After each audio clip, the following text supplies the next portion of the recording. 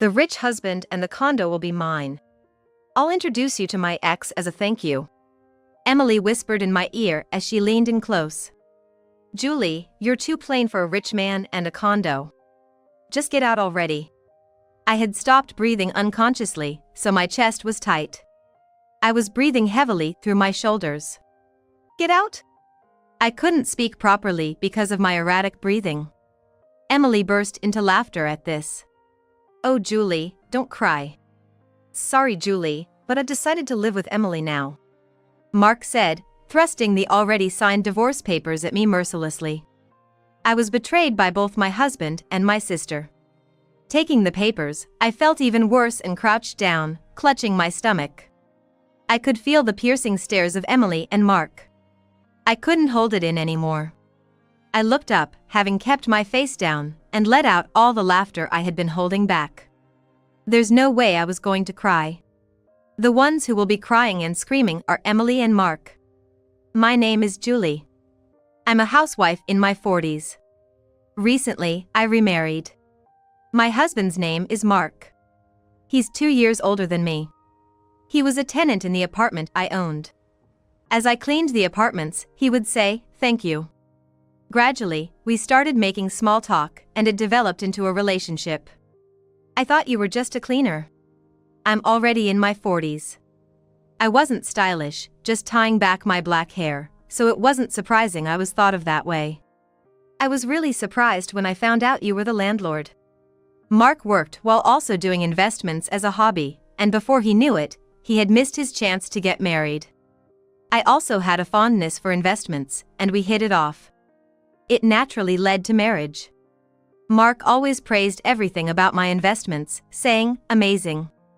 Not only that, but when I made a simple meal, he would be thrilled, saying, "Delicious," and if I massaged his shoulders, he would look blissfully happy, as if melting away.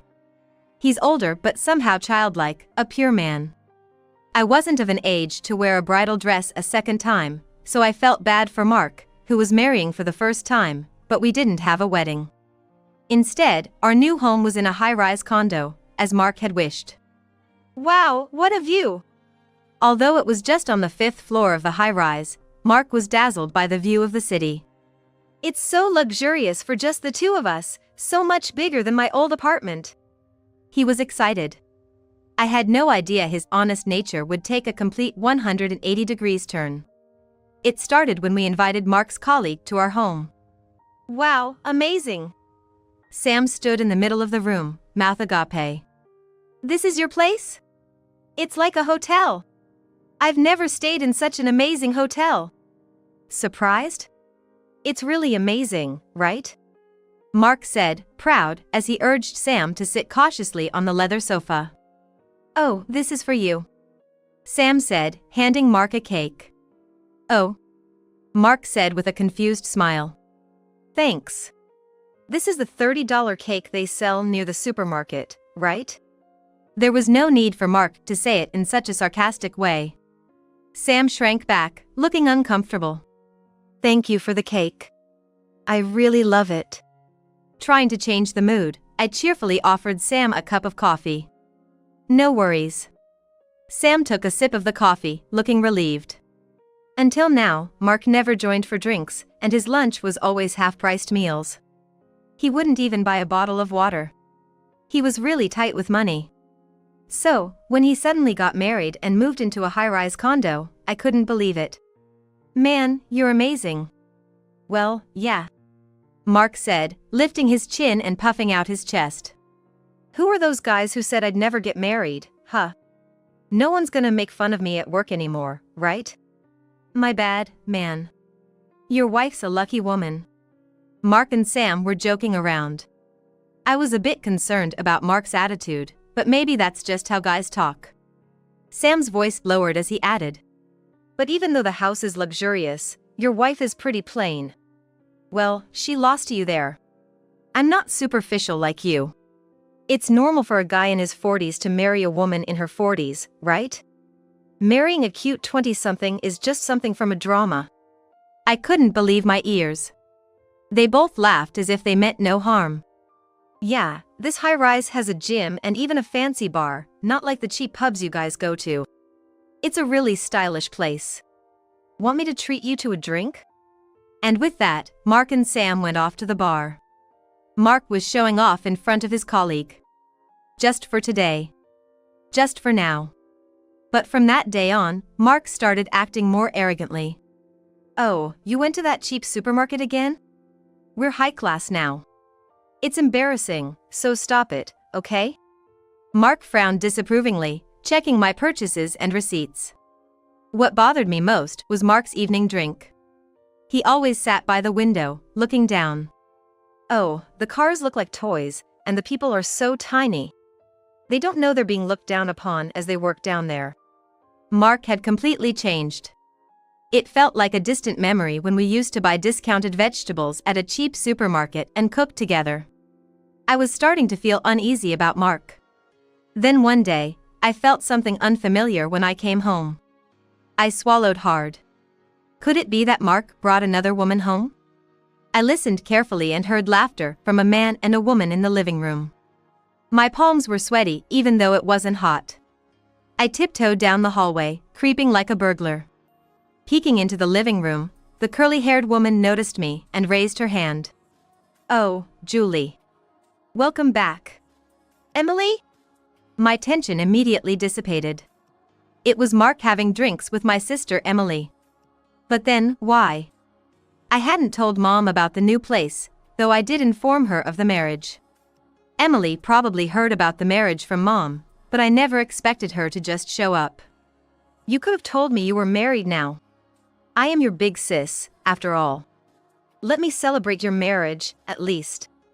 Emily, already drunk, leaned on Mark's shoulder.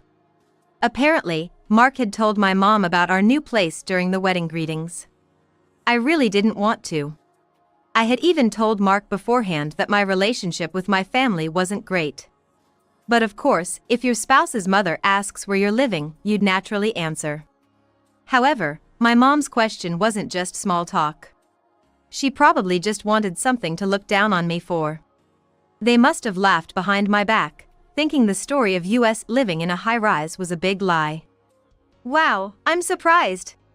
I can't believe you actually live in a high-rise. It's so luxurious and spacious, totally different from our old family home." "Well, yeah. This is high-rise quality." "Lucky you, Julie. I'm so jealous." All the while, Emily was touching Mark's arm and thigh excessively. Mark's face lit up with every touch. "Julie really moved up in the world from being a fast food wife, huh?" Mark, looking smug, suddenly tilted his head. "Huh? Mark, didn't you know? Julie's ex-husband used to work at a fast food place. She used to go there a lot. It's kind of funny, meeting like that when you're not in high school, right? A fast food place, huh? I can't believe you married a guy with such a high schooler job. Your ex-husband was like a freeloader, wasn't he?" "Totally. Mom and I were so worried, we were against the marriage. But you were all, I love him. I'm gonna marry him, like some tragic heroine. You just went off and married without telling anyone." Emily and Mark laughed heartily as they drank their beer. Hearing them mock my ex-husband, Joshua, made my head feel like it was being squeezed. I wanted to stop the conversation right away, but I couldn't move. "Then, after about 5 or 6 years of marriage, your husband suddenly passed away. Straight to heaven. Poor Julie, really. You didn't listen to our advice, married some weird guy, and look what happened."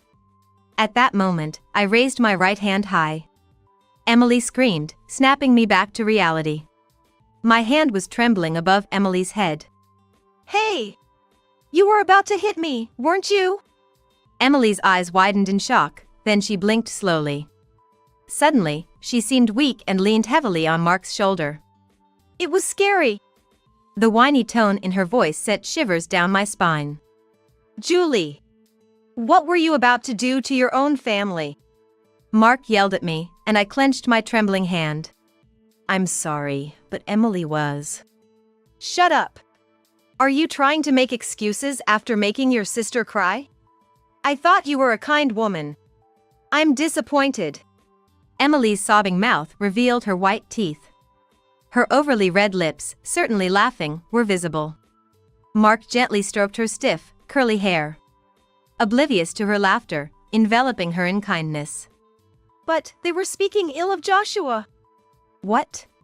Do you still have feelings for your ex-husband? Mark wouldn't listen to me. That was the moment a complete rift formed between us. It's always been like this. My family looks down on me and makes me a laughing stock. That's why I wanted to keep my distance.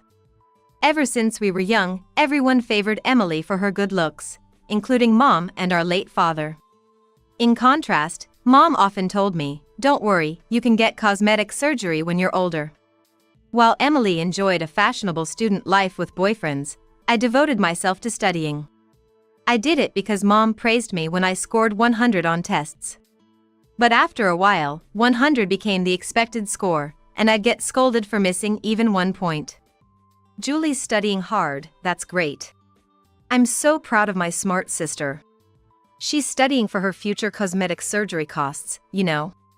I even brag about it to my friends. Emily, not academically inclined but glamorous, often ridiculed me. Do I still have to be laughed at by my family, even as an adult? Not even allowed to defend my late husband, Joshua. Worse, Mark joined in the laughter and blamed me. It was unbearable. A week has passed since then, and our relationship remains strained. Mark, who loved living in the high-rise, has been coming home late. He must not want to see me. Mark avoids our bedroom and listlessly retreats to another room. In this spacious house, we hardly feel each other's presence. It feels like the emotional distance is growing. I can't let this continue. With that resolve, the next day, I bravely approached Mark when he returned from work. "Mark, it's cold today. Would you like to have a stew together?" Mark, about to head to his room, glanced briefly at the dining table.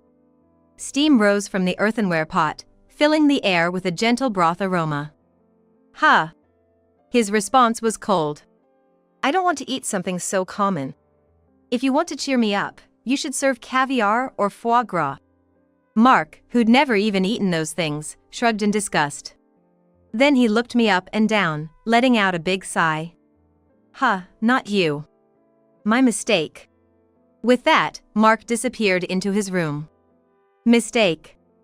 The meaning of those words would soon become painfully clear. "Welcome home." One day, when I got home, Emily greeted me at the entrance. She was unusually cheerful, smiling broadly. Behind her, Mark was grinning, scratching his head. Emily and Mark looked happy, embarrassed, as if they had something to say but couldn't quite start. "What's going on? Were you guys drinking and bad-mouthing me and Joshua again?" "No, that's just your paranoia."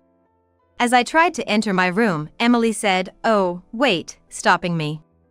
"Sorry, but could you not enter this house anymore?" "What?" "Well, you know, right, Mark?" "Yeah." "Emily, you say it." Emily and Mark were like a shy new couple. "Well, you see, we've fallen in love with each other." "Huh?"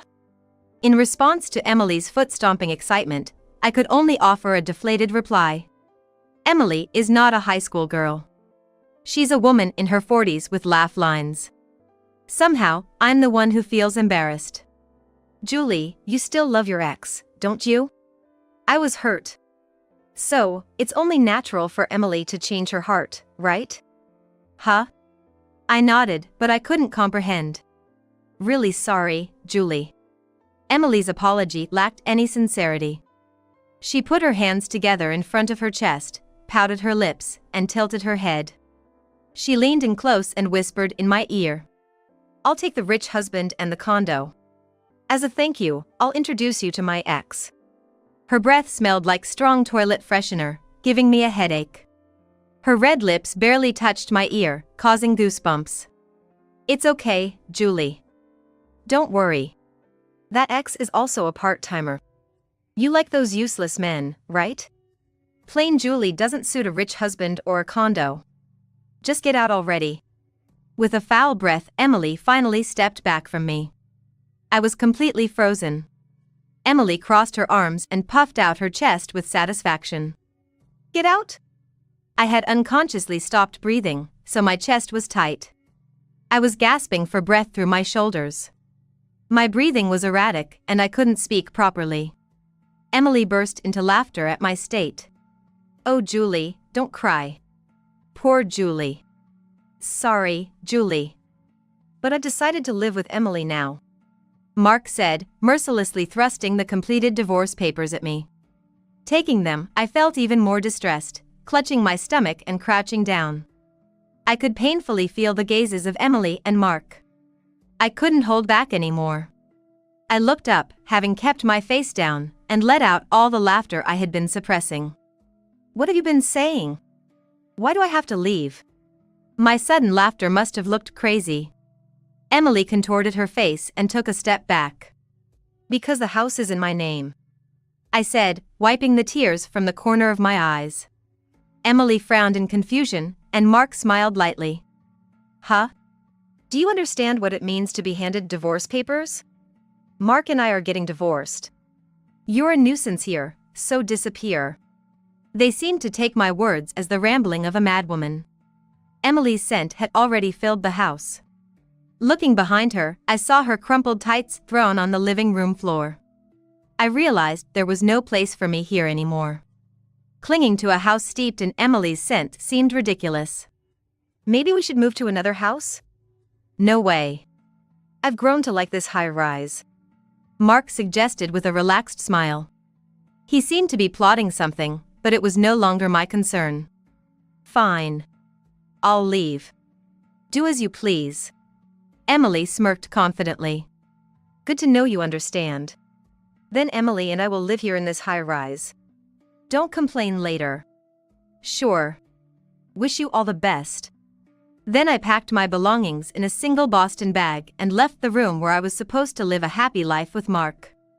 A few days later, returning from the convenience store, I ran into Emily and Mark at the entrance of the high-rise. Still hanging around the building? Creepy. Just get out of here. "Oh, don't tell me you have nowhere to go and are sleeping in this entrance? That's so sad. A homeless person in the entrance of a luxury high-rise? Give me a break." Emily and Mark made wild guesses and pitted me. I ignored them and headed for the elevator. "What? Want to get your stuff? No way.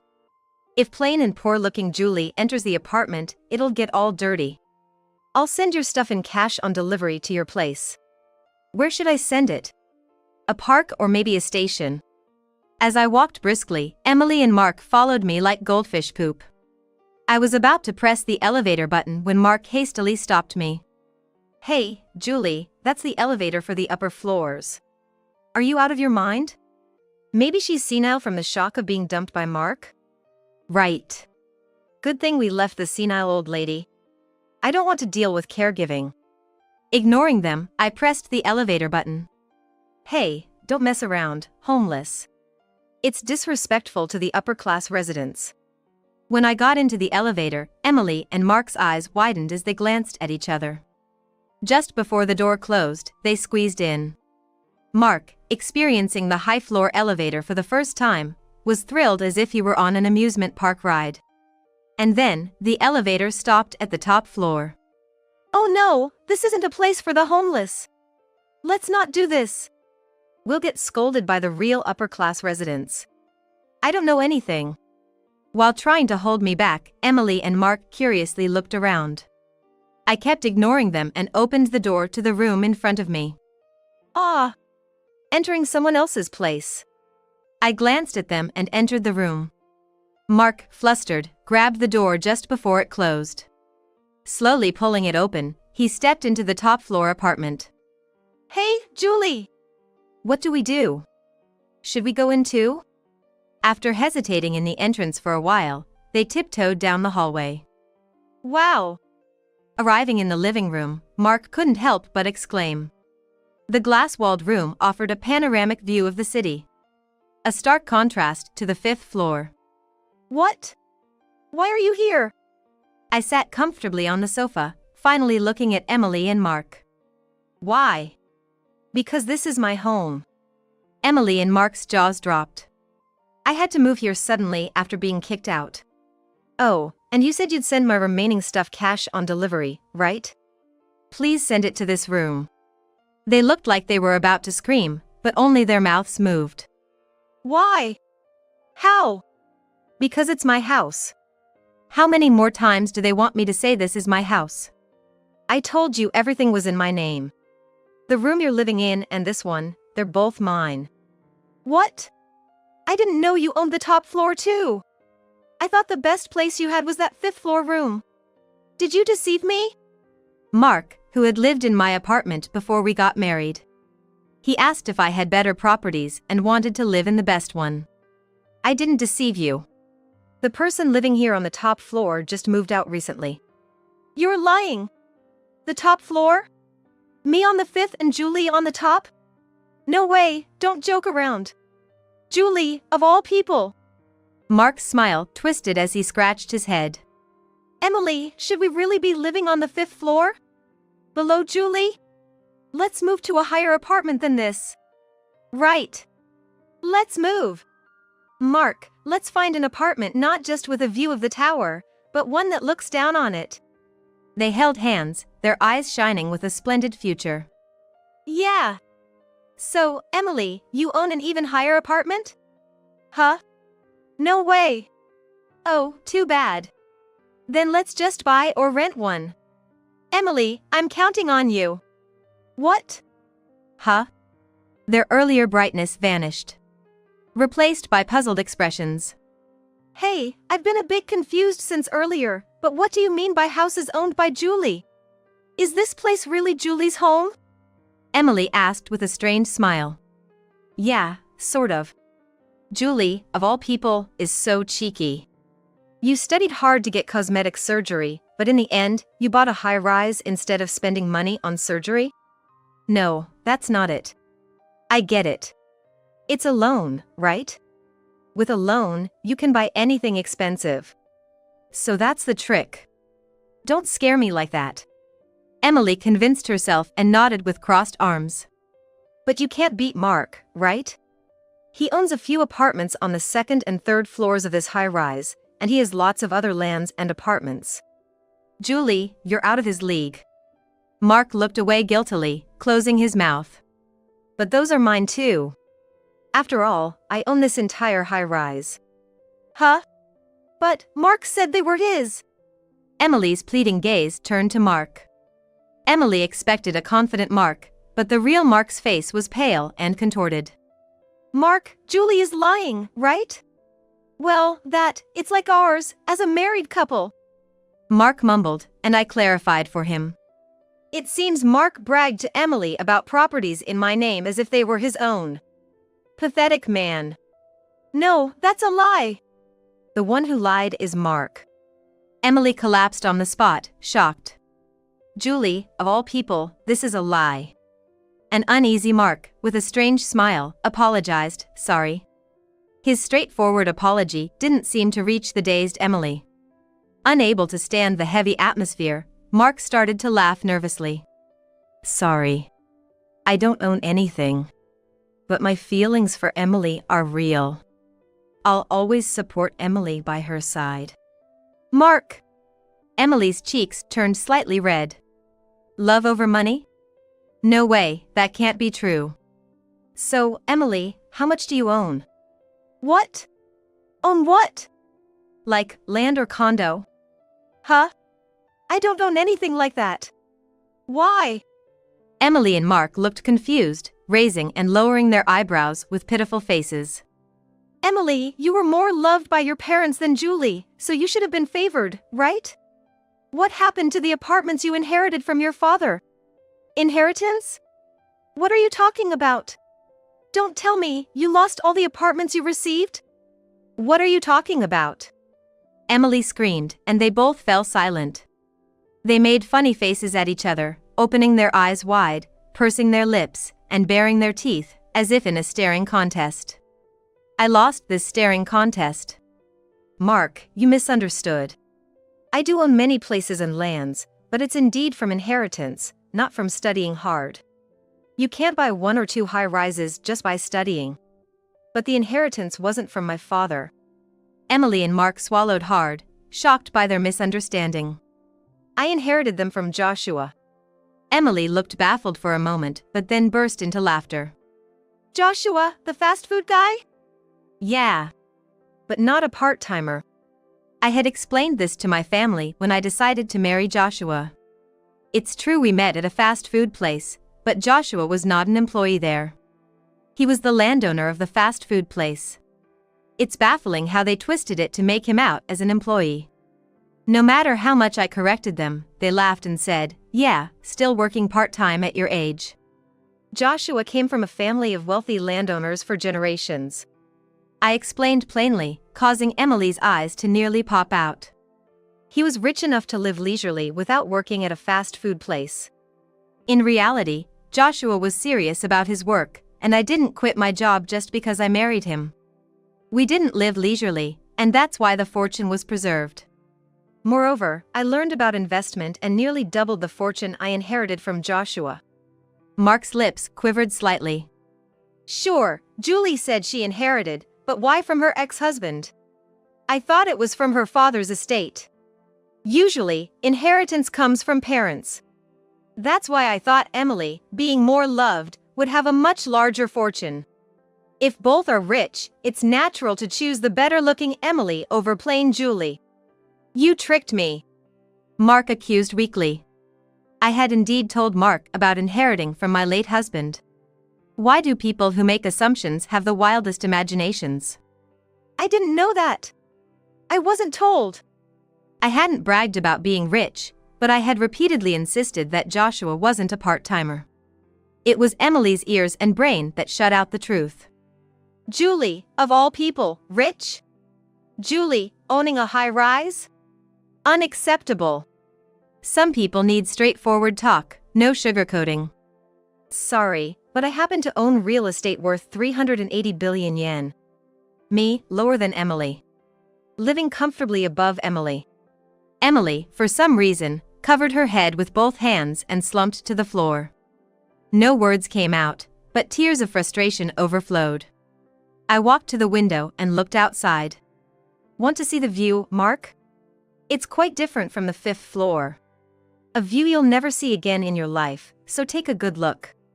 Mark staggered over to me and, unbelievably, put his arm around my shoulder. Sorry. My bad. I was swayed by Emily because she seemed to have a lot of money. Think about it. Would I really like someone flashy like Emily? Mark turned his gaze to the vast view outside the large window. People look like toys. No, they're just trash. I gently placed my hand over Mark's on my shoulder. Then, Mark grasped my hand and smiled tenderly. Julie, I love you. Mark, I don't love you.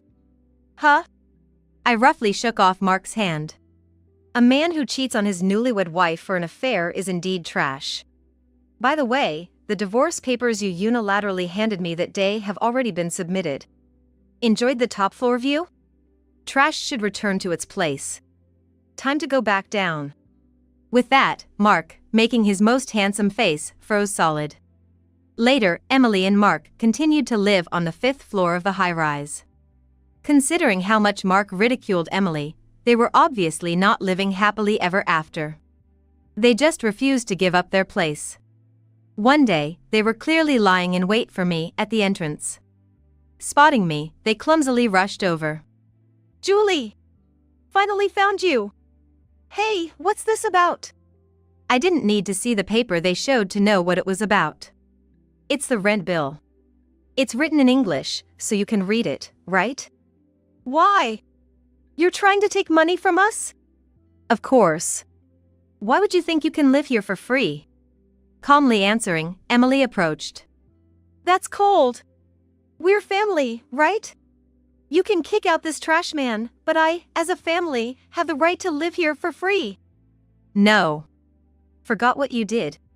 Stealing your sister's husband, breaking up a family, and you talk about family? I have no family. Emily weakly muttered Julie. I was jealous of happy Julie. Really, I'm in big trouble. Emily burst into tears, her voice breaking as she recounted her hardships. My ex was generous even though he was just a part-timer. When I asked, he was smart with credit cards. You know? With revolving credit, you can spend $2,000 one month and pay only $200 the next. It's a good deal, right?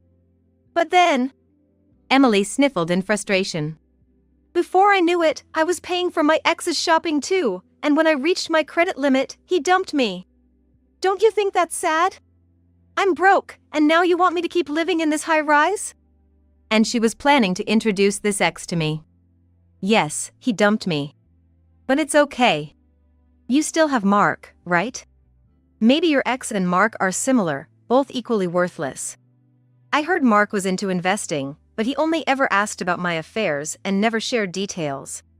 Well, it makes sense. He couldn't say he was blowing most of his salary on betting on horses. Just because you have money doesn't mean you dress flashy. Joshua and I never wasted money and were very modest. I thought Mark was the same before we got married. He didn't talk much about himself, seemed humble and kind. I was mistaken. When things were strained between Mark and me, I almost fainted when I found a pocketful of betting tickets.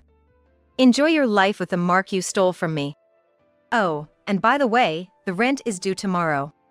Don't forget to pay it. That's impossible. If you can't pay, you'll have to leave. Despite my logical response, Emily wailed, but we're family, and Mark, professing his love for me, clung to my feet. This high-rise felt more like a daycare than a luxury apartment. It wasn't my job to discipline these brats. Eventually, Emily and Mark couldn't keep living in the high-rise and had to leave.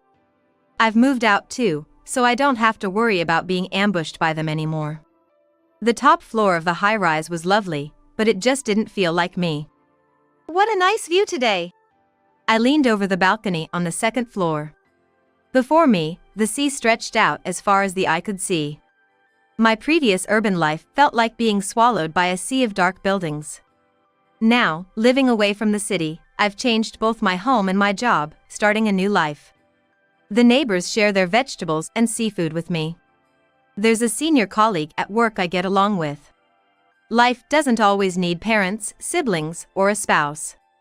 It's enough to spend time with people you like. Even without a family, I am perfectly happy on my own. Joshua loved the sea too, I remember. I am a free-spirited singleton. Yet, in my heart, there's always Joshua with his smiling face. I've realized that I'm alone, but not lonely.